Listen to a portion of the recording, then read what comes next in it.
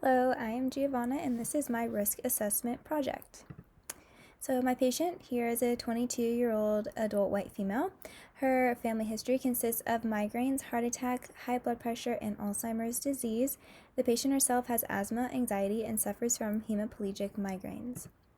Current medication. So her medications changed quite a bit. She started off by taking albuterol, birth control, and sumatriptan. The sumatriptan is for her migraines. After our first appointment, she did visit the doctor and she was prescribed propranolol for migraine prophylaxis. However, she found that it was not helping her, so she stopped taking it by the end of our treatment plan together.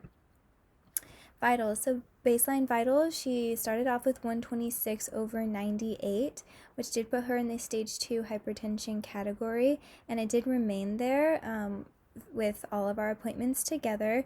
So for that reason, I did classify her as ASA 3.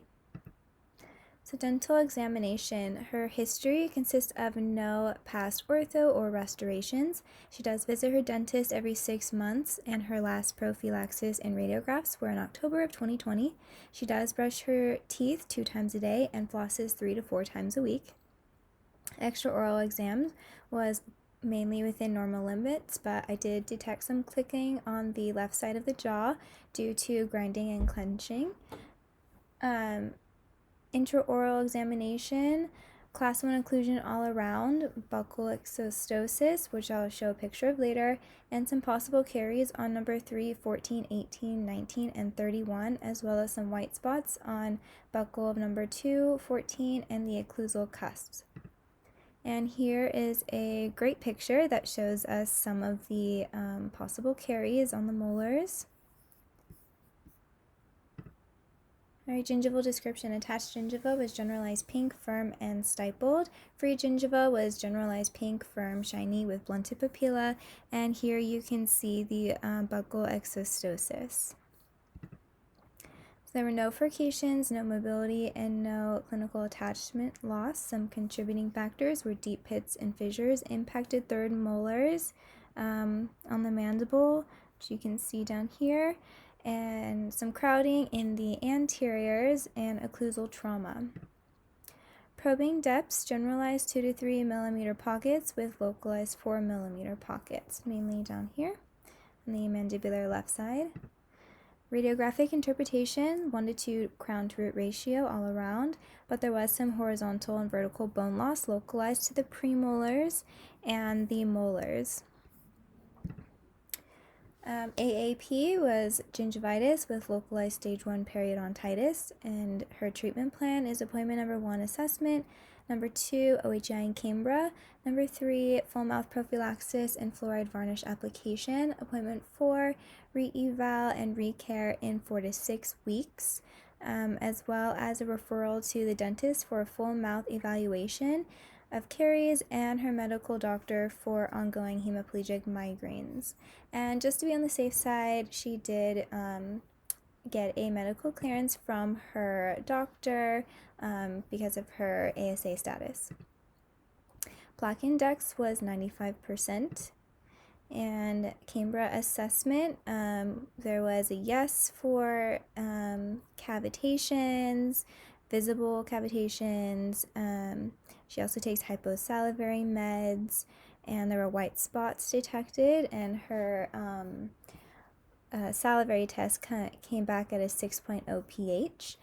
So she is in the high-risk category. So some OHI recommendations were fluoride mouth rinse, consider a Prevident 5000 plus toothpaste, xylitol mints, an occlusal guard to help with the bruxism and clenching, and use of the Oral-B electric toothbrush, just because of the shape of it, might help get those molars better.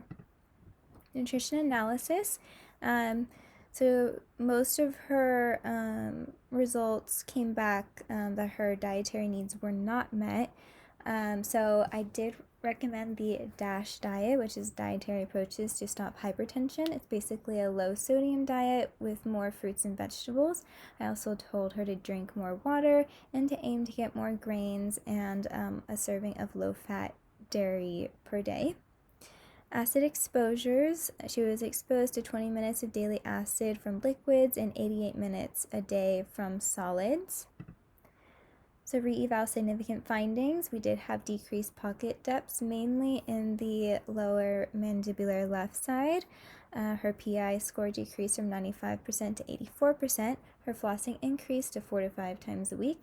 She did incorporate fluoride mouth rinse into her oral hygiene routine, and she did add more grains, vegetables, and increased her water consumption.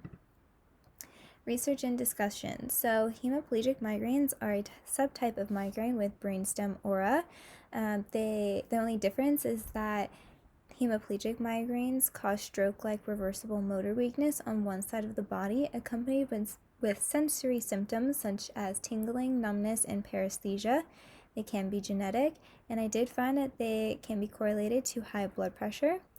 For this, she does take sumatriptan as her main medication to relieve the symptoms. However, I did find out that it does have vasoconstrictive properties, and triptans are contraindicated for hemiplegic patients.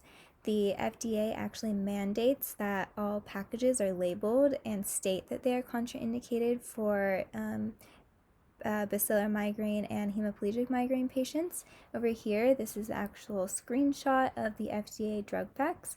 So for sumatriptan, and here you can see in red, it says do not take if you have hemiplegic migraines or bacillar migraines.